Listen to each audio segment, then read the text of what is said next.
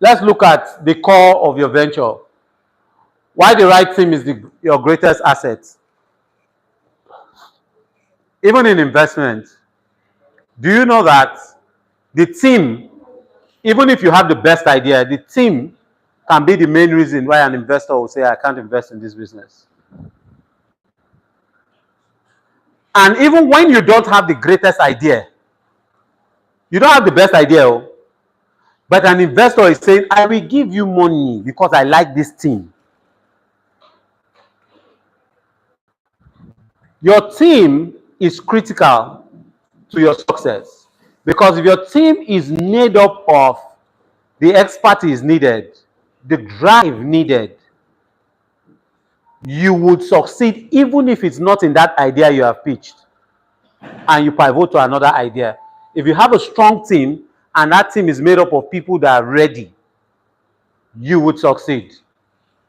So one of the greatest assets in your startup is not the funding, may not be the idea, but may just be the team that you have put together. So let's look at some factors around that. Innovation engine. A great team will drive creativity and problem solving. So when you hit a roadblock and there's an issue, a great team will look for a solution to that issue and move forward. The other teams might be like, oh man, this is a problem, or we can't do this again, let's change, or let's leave it, or let's do something else. But a great team can persevere at every point in time. Then execution powerhouse. A cohesive team can bring together ideas to life efficiently. Efficient ideas. Remember we talked about, guys, put this thing together so it doesn't distract us. Thank you. Remember we talked about the fact that a team can come up with an idea to say, let's put billboards up. And somebody else in the team will be like, why put billboards up when we can go to their offices and meet them? Right? Those are kind of things that happen in a powerhouse team when it comes to execution. A powerhouse team can say, oh, this lady is supposed to approve our license. She has not still approved. Let's wait for the license to be approved. Meanwhile, if you have a team that is strong and have some people with grit and resilience, they can say, no, guys, don't worry. I'll go and wait for her in the parking lot. When she wants to enter the car, I'll go and meet her there. And she will sign her license. Or I have an uncle that knows a friend. Let me go and meet him and meet that. The resourcefulness in the team would come out depending on the strength of the team. So it doesn't always have to lie at the head or the leadership of the team. Does that make sense? So when you selecting a team or when you're building a team, you should look at the strength of everybody around you, from personality types to other resourceful strengths that they may have around you.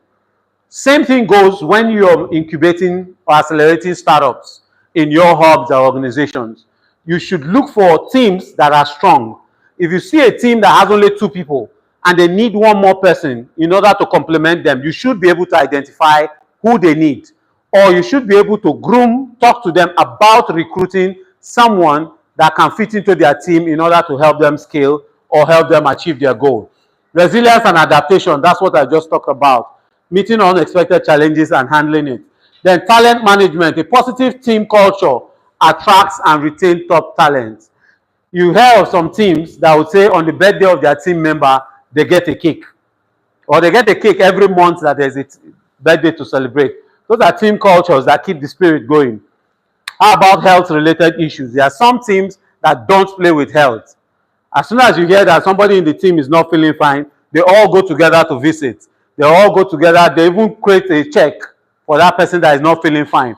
And that person just knows that if anything happens to me, my team got my back. How about another example of when your team member gets in trouble? Does work go on and everybody neglect that member? No, it shouldn't be like that.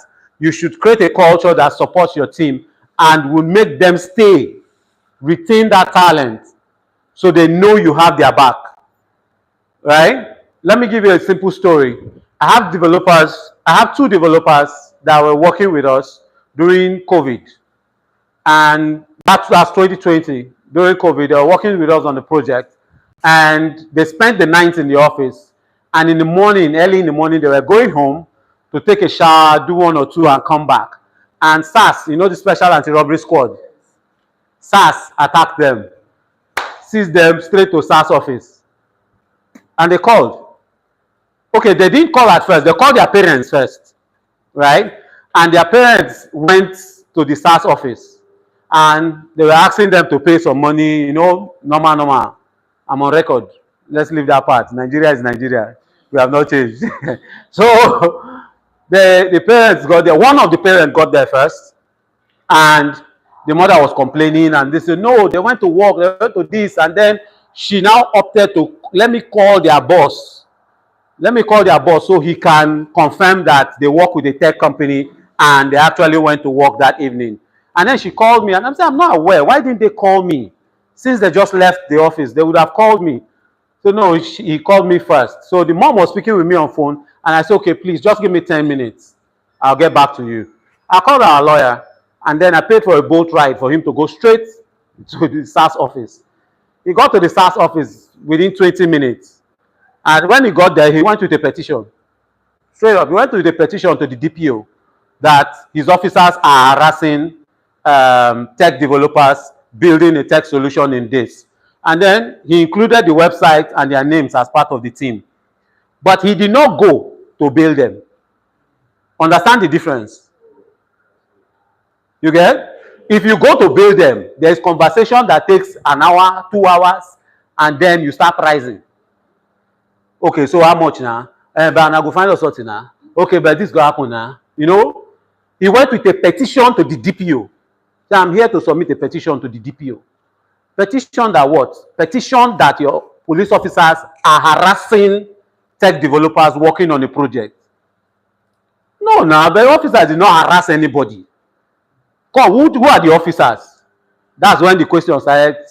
Call the officers. Yes, I have a petition before me that you are harassing software developers that are working on a project. What happened? So, sir, we saw them on the road, though. They look like Yahoo boys. They were carrying laptops. They were carrying this. No, the petition before me here say you're harassing software developers. Are they software developers? Sir, we don't know. Are you seeing how the conversation changed? Yes. So these are things that happen within team that also show that you care about your team. And the approach you take to these things also matter. Because if the approach that was taken was, we're coming to bail them, it also carried a different narration like they have done something wrong. You get? But when it came with petition, you are harassing us. The question now changes to, why are you harassing them? So I didn't have to be there, but the lawyer presented it that you are harassing software developers that are working on a project. They went to take their bath and come back to work, and you guys intercepted them, accusing them of being Yahoo boys, and detained them. No. Maybe it's a mix-up. Sorry. Please release them. Are you saying it? Guess what? Do you think that the mother of those boys will forget what happened? Do you think that the boys themselves will forget what happened?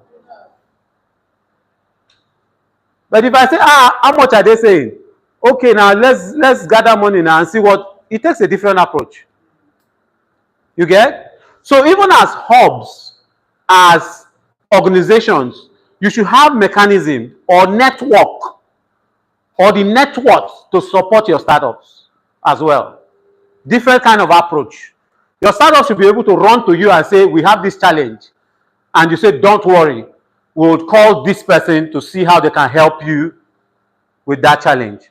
Oh, we have a lawyer for the organization, or we have a lawyer for the hub. I'll see how they can help you with that, your company registration, or with that, your tax issue. So you should be resourceful yourself. And that care you show for your startups is the same care you should preach for them to show for the team members.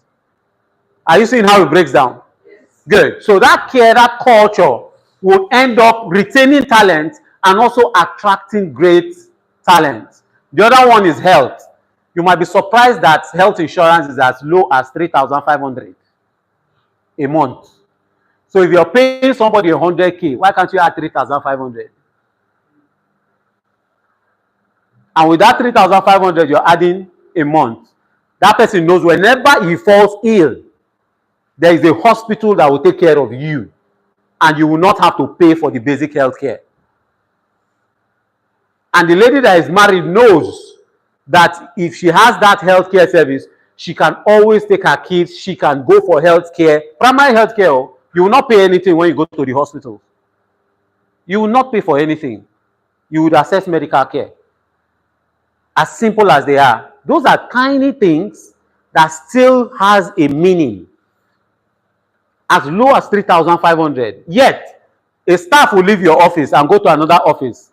When they go there and there's no health care, they'll be like, where I was working, they were giving me health care. The new person will not know that it's 3,500. Are you seeing it? But those things help retain great talent, especially when you're trying to build a great and maintain a great team.